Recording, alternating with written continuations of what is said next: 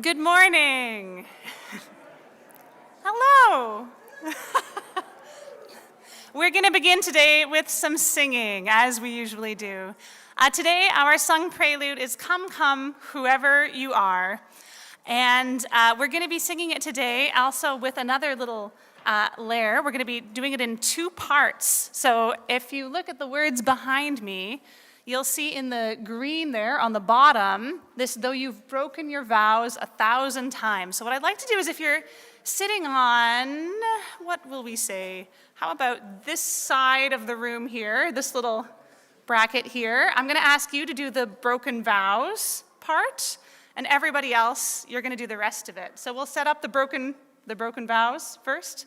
It sounds like, though you've broken your vows 1,000 times, though you've broken your vows 1,000 times, though you've broken your vows. That's it, 1,000 times, though you've broken. Now everyone else. Come, come, whoever you are, wanderer, worshiper, lover of leaving, ours is no caravan of despair. Come, yet again come. Come, come, whoever you are, wanderer, worshiper, lover of leaving, ours is no caravan of despair. Come, yet again come. Come, come, whoever you are, wanderer, worshiper, lover of leaving, ours is no caravan of despair. Come, yet again come. Thank you.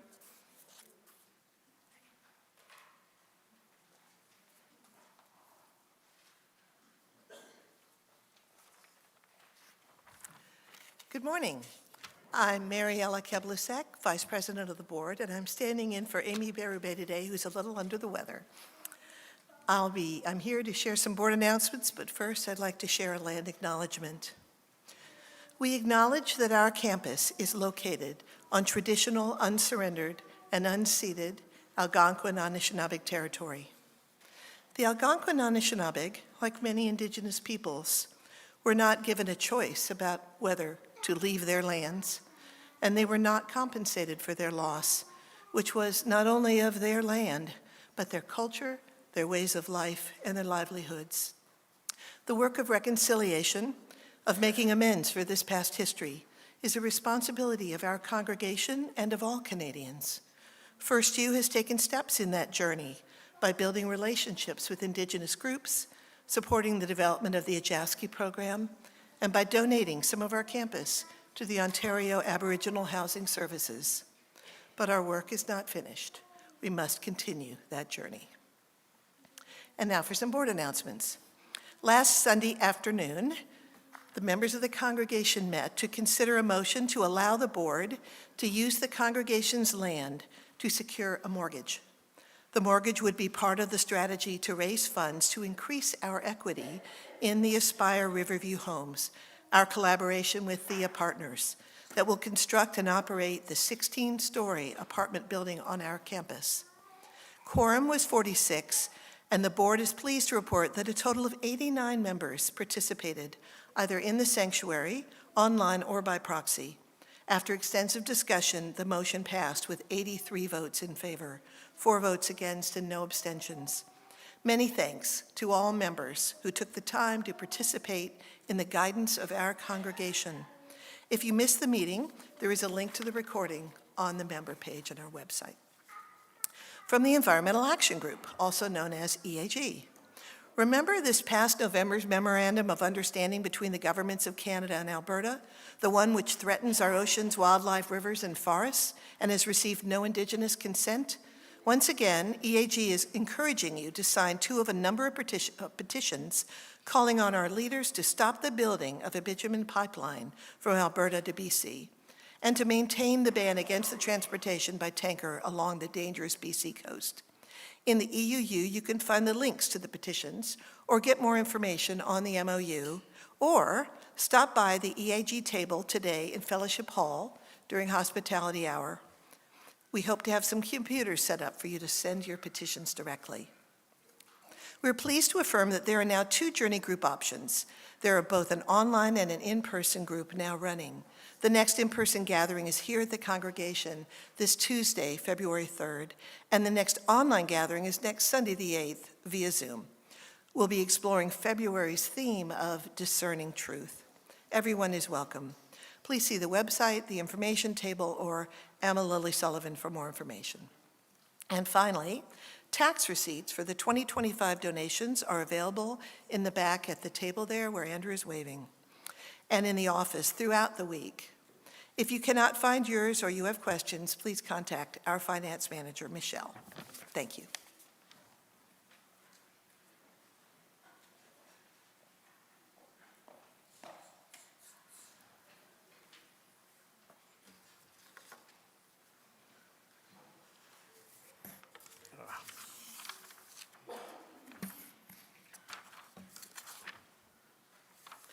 Okay. Good morning. I'm Lori Foster McLeod. My pronouns are she and her. I'm joined in the chancel this morning by my fellow worship associate, Lee Rose, and music director, Jen Bernstein. Today we begin to explore our month's theme of discerning truth. What better way to do that than with a bit of humor? And who better to do that than our guest speaker, Liz James? Liz is the founder of the Unitarian Universalist Hysterical Society, an online UU community which you might already be familiar with and sharing on Facebook. Liz is also half of the Cracked Cup podcast and is working on a book with Skinner House Press. She also runs Mirth and Dignity, an organization devoted to supporting diverse expressions of Unitarian Universalism. Liz has brought along some UUHS merch, which will be available in Fellowship Hall for a donation to Flaming Chalice International.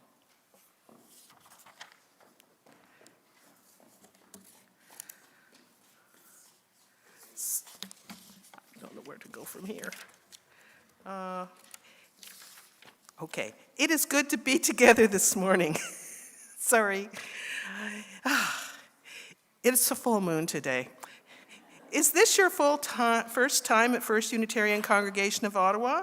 Or if you have been here for decades, let us know that we want you to know that you are welcome. If you are joining us online, we're so glad that you're with us. Please share a greeting with one another in the chat. Whoever you are, however you express yourself and your love in the world, whatever brings you to this sanctuary this morning, know that in this place, your gifts and wounds, your laughter and your tears are welcome here. We hope this community is a place that helps you find and keep your balance and inspires you to lead a loving life of integrity, service, and joy. I want to extend a special welcome to those of you who are visiting us today. If you're new to FirstU, please stop by our welcome table. Please rise now in body and spirit and join in singing our opening hymn, Now Let Us Sing, number 368.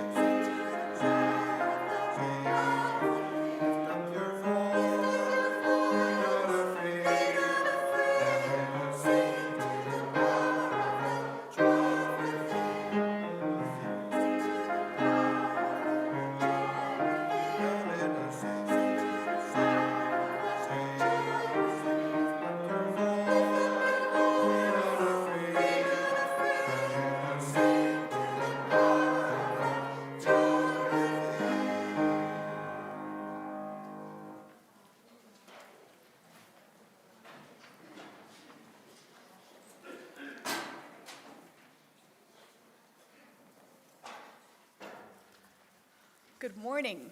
Thank you so much for inviting me back. I'm so excited to be here and to share with you one of my favorite stories. Before we get started, we're going to do the chalice lighting, but I have a brief opening story first. In my travels, often telling the story of the Hysterical Society, I keep having this same conversation over and over again. Someone will come up to me, usually in coffee hour, and they'll sort of sneak over and they'll say, "It's really important to laugh." And I will say, "Yeah, you don't have to convince me." And they'll say, "Especially right now, with all the..." And it's always a different all the that's going on, but there is always an all the of some kind in the world. And I'm always struck by the tone in which we have this conversation, which is the tone I imagine one reserves for the buying and selling of drugs, almost like we are ashamed. And I think we as UUs are very earnest people, and we take seriously the challenges of the world. And to spend a day celebrating and laughing can seem a little heretical sometimes with the things that are going on. And so in that spirit, I've chosen a chalice lighting by Dan Savage, and I would invite Misha and Sammy to come up and light the chalice.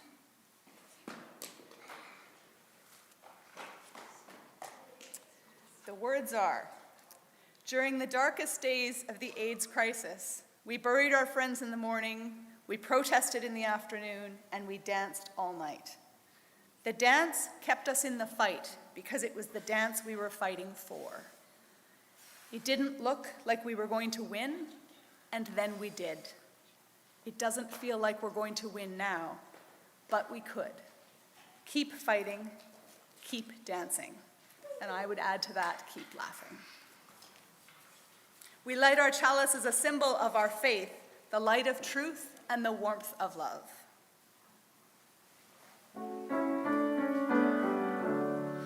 Chalice, chalice, burning bright, will remind us with your light the holy light we live each day, with love and truth that we clean away. Good morning, everyone. I am Jody McIntosh, Director of Religious Exploration, and I invite everyone young or young at heart to come on down for our story this morning. And it's not me telling the story. My friend Liz is going to be telling our story this morning. But I just wanted to let the parents know, just one sec. Our RE assistant, Susie Shapiro, has stepped down from her position. So Susie will not be joining us again. She has sent a little message for us, which I had already, and now it has disappeared. Here we go. She says, "Hi everyone, I wanted to send a note to say how much I've enjoyed our time together in RE. It was wonderful getting to know each of you, and I will miss our Sunday mornings. I hope you have a wonderful year ahead full of fun, love, and plenty of wonder." And we send good wishes to Susie. Because of this, we are going to be going back to just having 2 classes just for a while, until we get organized to start our Wonder Room again. So our children 6 and under will be in our Rainbow Room, and ages 6 and up will be in our Chalice Room, and our 6-year-olds get to choose where they go. All right, thank you, and I'm gonna pass our story on to Liz. Good morning. Our story this morning is After the Fall by Dan Santat, and the pictures are gonna be right up there as I am talking. My name is Humpty Dumpty. This was my favorite spot, high up on the wall. I know, it's a weird place for an egg to be, but I loved being close to the birds. And then one day I fell. I'm sort of famous for that part. Folks called it the Great Fall, which sounds a bit grand. It was just an accident. But it changed my life. Fortunately, all the king's men managed to put me back together. Well, most of me. There were some parts that couldn't be healed with bandages and glue. After that day, I became afraid of heights. I was so scared that it kept me from enjoying some of my very favorite things. I walked past that wall every day, and I would think about climbing that ladder again. I missed being the birds and being high above the city, but I could never do it because I knew accidents can happen. I eventually settled for watching the birds from the ground. It wasn't the same, but it was better than nothing. And then one day, an idea flew by. Making paper planes was harder than I thought. It was easy to get cuts and scratches. But I kept trying day after day and trying until I got it just right. My plane was perfect. It flew like nothing could stop it. I hadn't felt that happy in a long time. It wasn't the same as being up in the sky with the birds, but it was close enough. Unfortunately, accidents happen. They always do. I almost walked away, but then I thought about all the time I spent working on my plane and all the other things I'd missed, and I decided I was going to climb that wall and get it back. The higher I got, the more nervous I felt. I didn't want to admit it, but I was terrified. I didn't look up. I didn't look down. I just kept climbing, one step at a time, until I was no longer afraid. And maybe now you won't think of me as that egg who was famous for falling. Maybe now you'll remember me as an egg who got back up and discovered he could fly. And now let's sing our children onwards.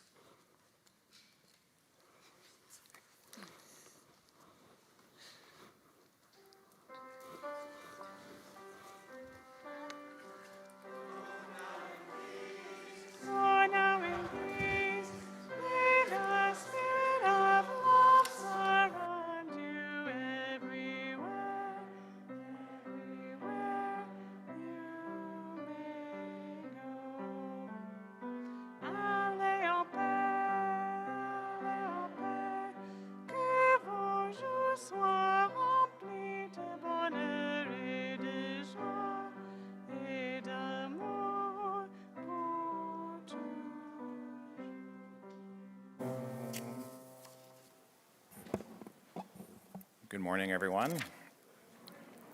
Each time we gather for worship, we set aside a moment to expand the caring ministry of our congregation. We gather here together, trusting that this community is wide enough and deep enough to hold us in both our sorrows and our joys, in our challenges and our celebrations. Together we recognize the cycle of life and death, the circle of love, compassion, and witness that is at the center of this and every sacred community. Let us prepare our hearts for this time of sharing with the sounding of our bowl.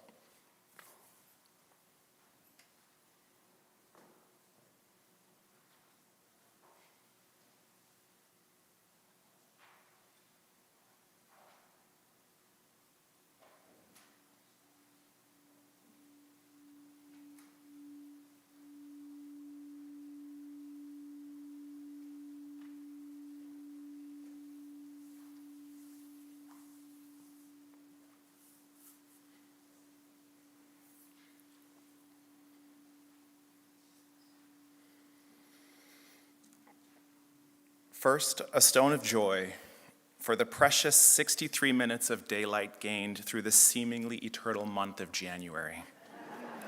As the sun returns in grace, its radiance a warm blessing upon the world. A stone to mark the beginning of February, our calendar's shortest month, and all the things that it will hold, including the 30th edition of Black History Month in Canada, a time to highlight the enduring contributions, resilience, and progress of Black Canadians.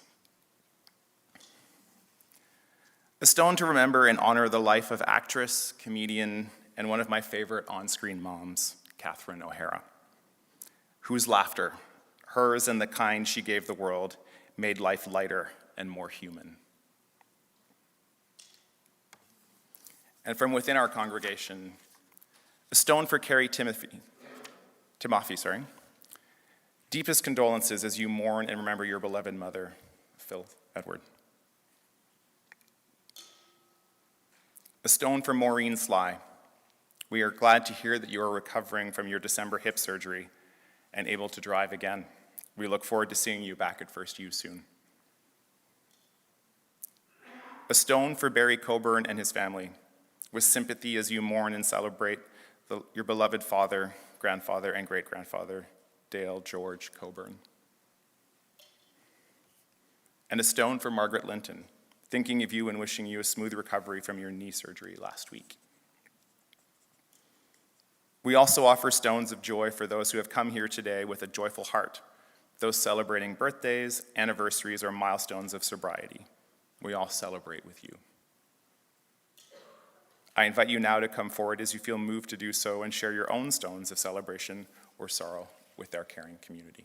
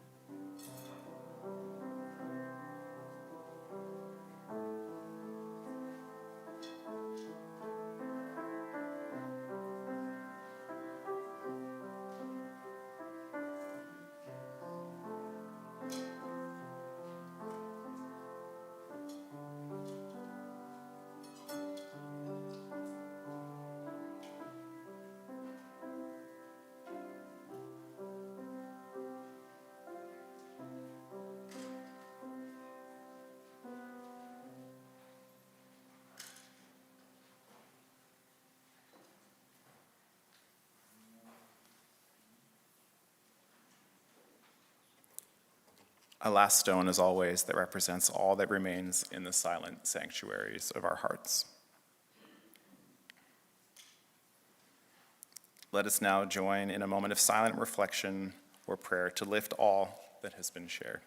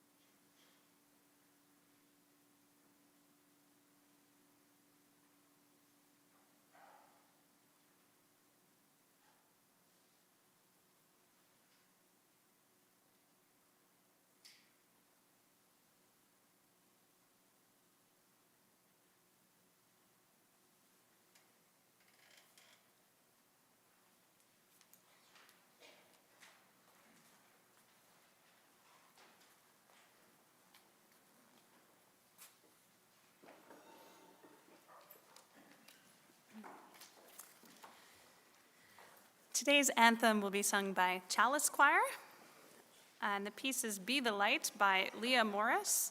The text is inspired by the National Youth Poet Laureate Amanda Gorman's poem, The Hill We Climb, which was recited at Joe Biden's inauguration. Leah Morris wrote it the day afterwards, and it is meant to inspire us to think about light and bright and becoming those things in times of darkness.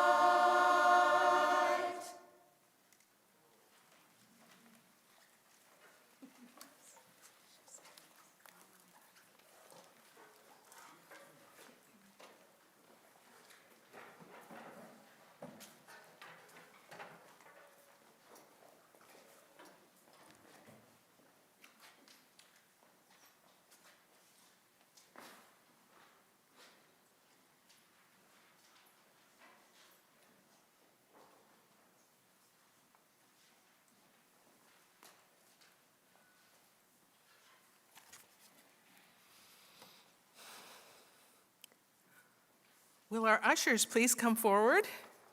Thank you. The offerings collected each Sunday help us to live into our values within this congregation and in supporting many good works beyond our walls. We know that we are bound up with each other and our partners in the world, that generosity is an expression of our faith.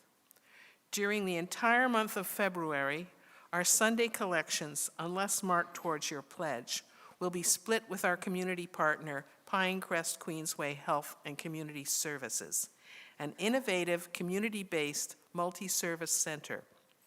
They strive to meet the needs of the diverse communities they serve and work in partnership with individuals, families, and communities to achieve their full potential, paying particular attention to those facing barriers to access, including those who are most vulnerable and at risk.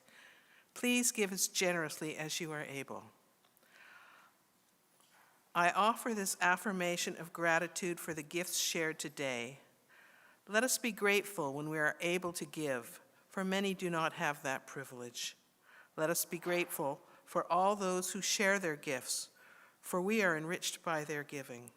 And let us be grateful even for our needs, so that we may be held by the generosity of others. Our gifts are freely given and gratefully received. We dedicate these gifts to the work of our larger community of faith, serving human wholeness, caring for the planet, upholding religious freedom, welcoming the stranger, loving one another. May the work of our hands and generosity of our hearts be given in gratitude this day.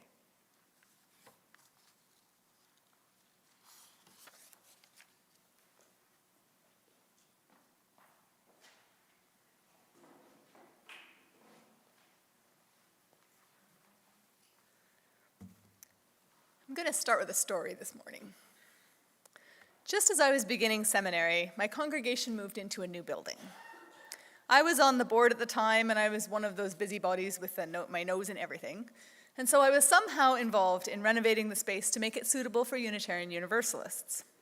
First and foremost, that meant removing the giant wooden cross from the front of the room.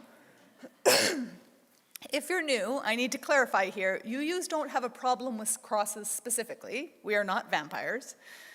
There are a lot of people who are both UU and Christian, but there's also humanist UUs and agnostics and Buddhists and pagans and atheists, to name a few. So a giant cross at the front of the room would have been lifting up just one perspective, and we didn't want that. So the theology of it was clear, but in practical terms, it turns out wood is quite heavy. The phrase cross to bear is not just a pretty metaphor. Getting this thing off the wall was a feat of engineering and a near-death experience, and now what?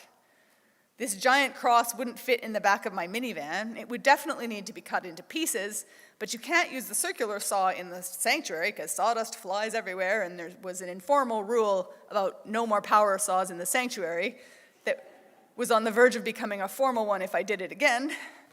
So this was the line of thinking that led me to a conversation with my friend Anne, who is a woman of great maturity and perspective.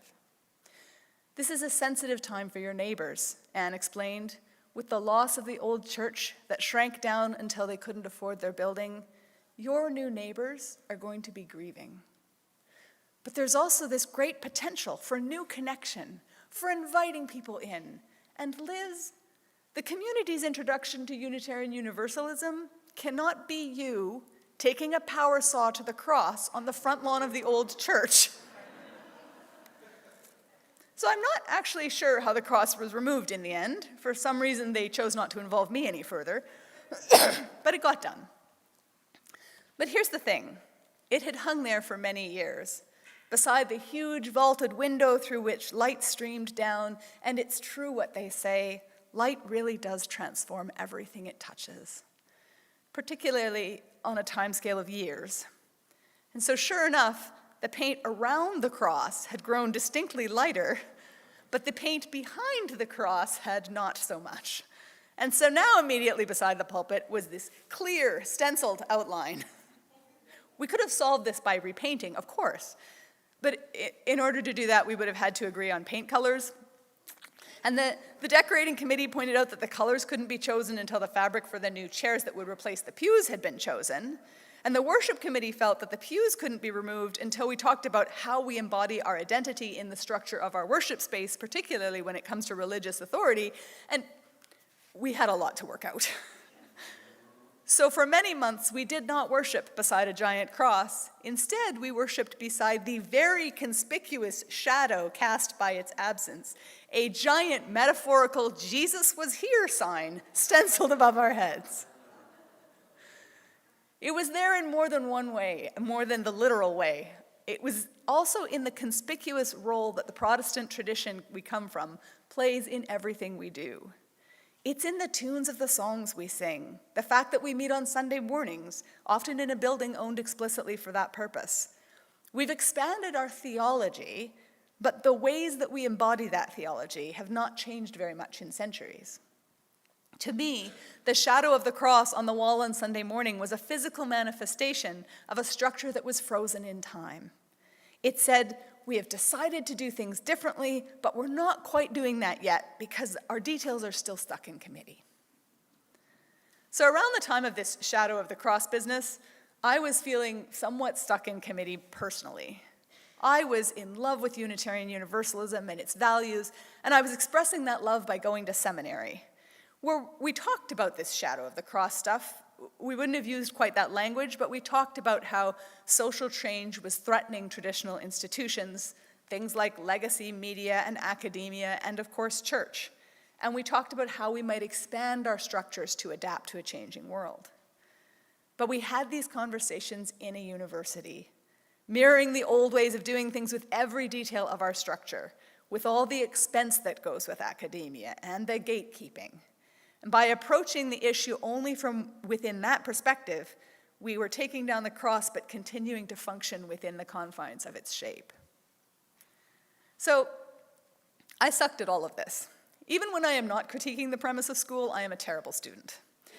Forcing my brain to study has always felt like trying to wrestle an angry toddler into a car seat. I had long since received an ADHD diagnosis, which is the medical term for the angry car seat toddler situation. And so I had received medication and behavior suggestions, and of course all the messages that go with that. At the time, I saw myself as disordered and the wrong shape for academia. But I loved Unitarian Universalism, and I wanted to serve it.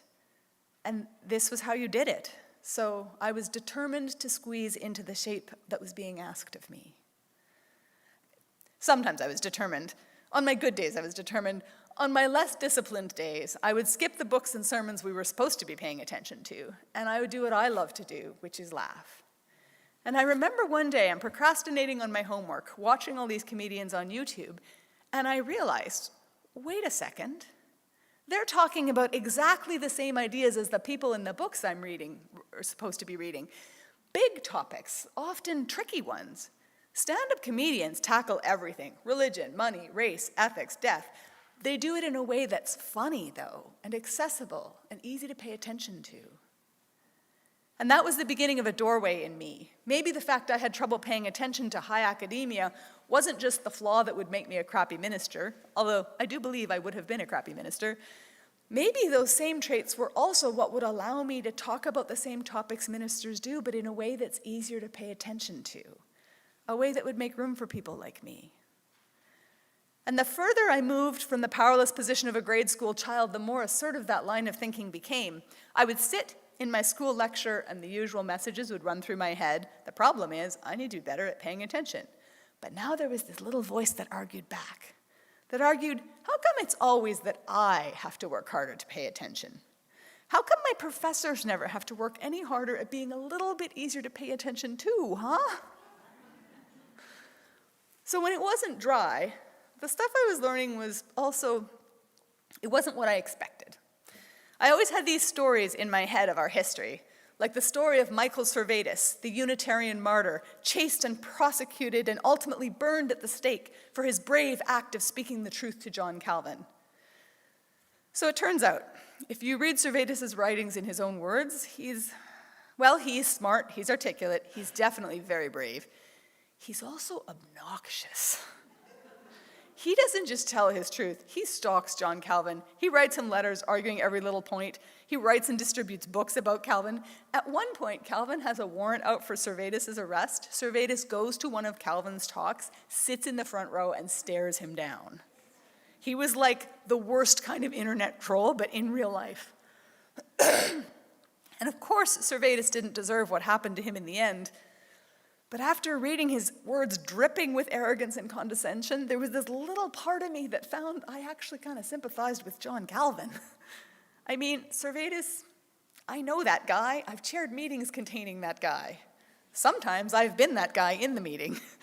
He is the best of us in some ways and the worst of us in others. Or Emerson and Thoreau, that was another one.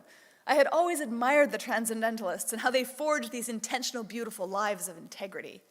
Learning a bit more about it, Thoreau could retreat to the woods to suck the marrow out of life because he was living on land Emerson gave him for free. Where'd the land come from, Thoreau? And this story about how you're making the bold choice to live a simple life in the woods, I think we can say that Thoreau didn't invent that idea. In fact, before Thoreau's people arrived, simple was the only way anyone ever lived in those woods. There was this whole system supporting Thoreau. He had no kids to take care of, he had his free land. We're pretty sure Emerson's wife was doing his laundry. Louisa May Alcott, meanwhile, is living a few miles away, making all the same theological points about simplicity and intentionality and virtue in what became the novel Little Women. But she wrote in a way that wasn't academic. As her dad sat in the study talking philosophy with Thoreau and Emerson, he did not work for much of her life, Louisa got to work writing. In a world not built for women to have a voice, she found a way to have a voice. In a world not built for women to earn, she found a way to feed her family with that voice, and she did all of that while she was doing her own laundry. So I'm sure you can hear my frustration. I wasn't the only one. We malcontents found each other and we bonded, and we used some of our irritation and our esoteric knowledge to play witty and very historically specific pranks on one another. So one time, some of our friends who ran a UU housing cooperative in Boston posted online that they were accepting applications for new roommates. A few of us applied as mostly dead Unitarians and Universalists. We applied as Emerson, listing Thoreau under pets. We applied as Michael Servetus, and under food allergies, we listed barbecue. I'm not endorsing it, I'm just saying what happened. We also applied as the people we thought were missing from our mainstream history. Reverend Olympia Brown, the first woman in the US to be ordained, or Dorothy Dix, whose tireless lobbying transformed conditions for institutionalized people in the US, Canada, and several other countries. These women are not our best-known heroes, but when you line their lives up against Thoreau in the woods or Servetus with his letters, you can't deny these stories deserve just as much acknowledgement. So the housing co-op wrote back and invited us for an interview, which was going to be tricky as we were dead. The co-op also cautioned us in their letter that some housemates may not have experience in living with the dead and may require education on matters of corporeal privilege. All of this was followed by a week of messaging and coordinating and giggling and pranking, which left me feeling warm and connected. Connected with my peers and with my UU heritage, gently poking fun at things that I thought deserved it, and lifting up stories that aren't always told. The prank connected me with my values, too, because we coordinated carefully to push things just the right amount so it would be funny for everybody who was involved. Above all, the prank left me feeling a part of Unitarian Universalism. We understood the shared jokes because they come out of shared values and stories. I mean, corporeal privilege? How UU is that joke? This was a space that had room for me, where I didn't have to change shape to fit into a prescribed shadow. And I didn't want it to end. So on a whim, I created a Facebook group and I named it the UU Hysterical Society. This was a play on the UU Historical Society, who've changed their name like twice since then, so nobody ever gets my joke. People usually just point out that the word hysterical has a troublesome history used as a weapon to discredit and harm women, which is of course true. Throughout history, the symptoms of hysteria have been varied. Sometimes it was a woman who was struggling with what we would now call a mental illness or a disability. Sometimes it was a physical condition like epilepsy, or a life choice like deciding not to get married. Often it was a woman who was unwilling or unable to toe the line in some way. Hysteria was a catch-all word for any woman who was inconvenient and needed to be treated. A hysterical woman is a woman who is the wrong shape. And I, who was struggling to fit into the shadow of the cross, I loved my UU Hysterical Society. It was an expression of my values, and it was a space that fit me. And it was a break from the ministerial formation process at a time when that process was starting to break me. For years, I didn't think of it as anything other than Liz's personal refuge. By the time I figured out that something interesting was going on, we had about 20,000 members. Someone posted that she nearly drove her car off the road after spotting a UU church. She said she thought we were a joke religion made up for the purposes of the UU Hysterical Society, and that seeing a real UU church was like spotting a unicorn. She almost drove her car off the road, she said, yelling, "They're real! They're real!" to her passenger. And I thought, oh, wow, we could be telling 20,000 people about what Unitarian Universalism is. And then I thought, oh, no.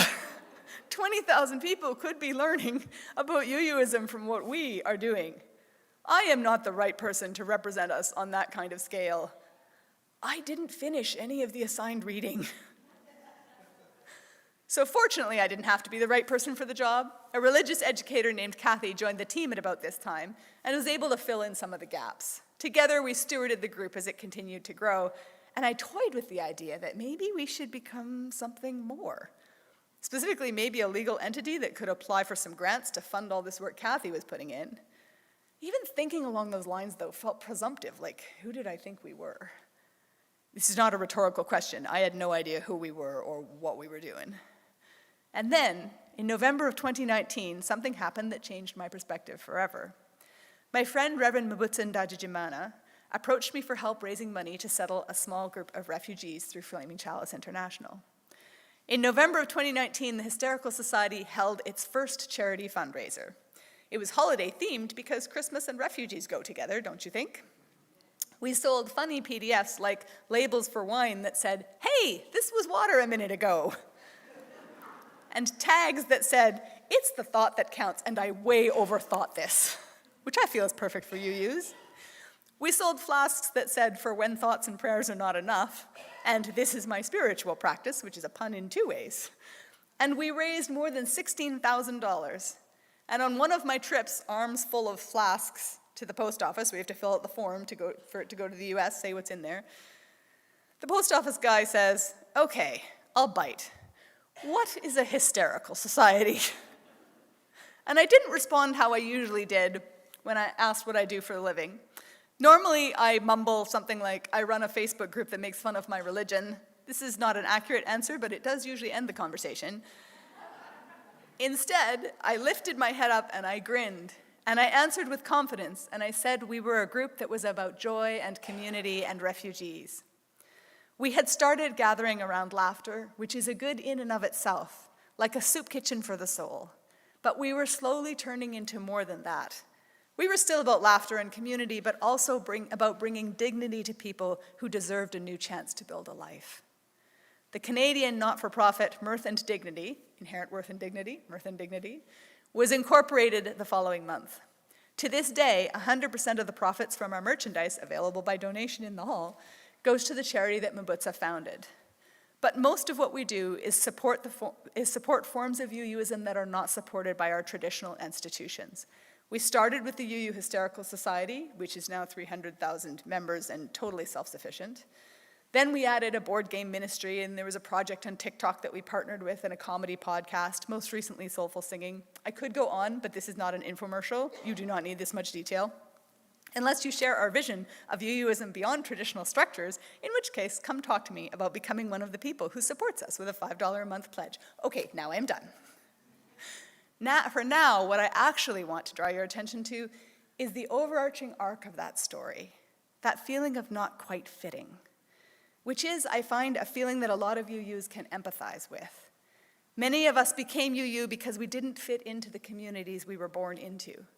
We've figured out how to be diverse theologically, and I believe that right now we're in the process of creating a structural diversity, a bunch of different ways to be UU and connect with UUism. We have together inherited a shadow of a cross, a certain set of institutions and practices that define real religion that don't always work for modern communities. I've heard from people who feel like they're tired, they're trying to do too much, they feel focused on the wrong things. In our churches and in larger society, we are working ourselves into exhaustion, and it's not quite doing the trick. What if we are not cracking because we're breaking, because we are changing shape? What if we lean into turning into something different, into a version of UUism that contains not only churches, but also other types of communities, all connected symbiotically? I don't know exactly where that would lead, any more than I knew where that prank in 2015 was going to lead. But I do know that the first step in this time of rapid change is to give ourselves permission to be who we are, not who we think we're supposed to be, and not who we've always been. What would we do differently facing these social changes if we saw ourselves as hatching?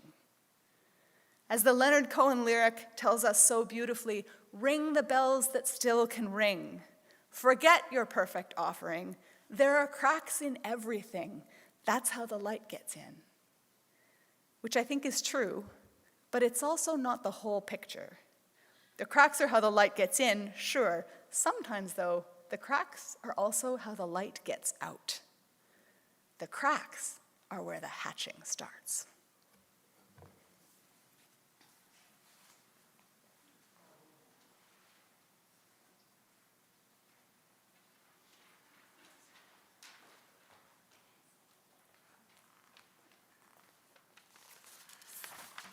Thank you so much for that wonderful reflection. I have to say that I feel like following it.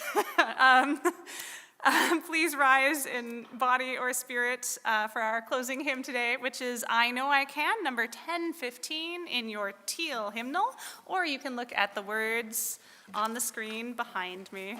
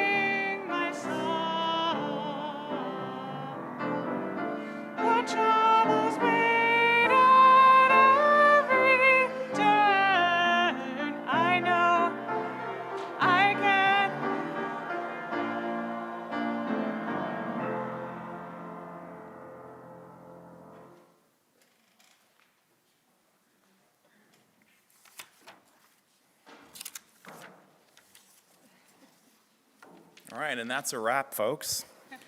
Thanks so much, Liz, for being with us here this morning, and thanks also to Lori, Jen, Julia, and all who helped bring today's service to life. Today, as we extinguish the light of our chalice, let us hold these words from Catherine O'Hara in our hearts. In life, there is nothing better than laughing, especially a laugh when you most need it.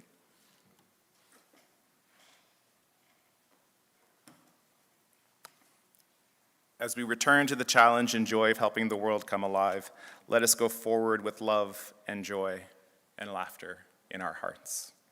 Happy Sunday.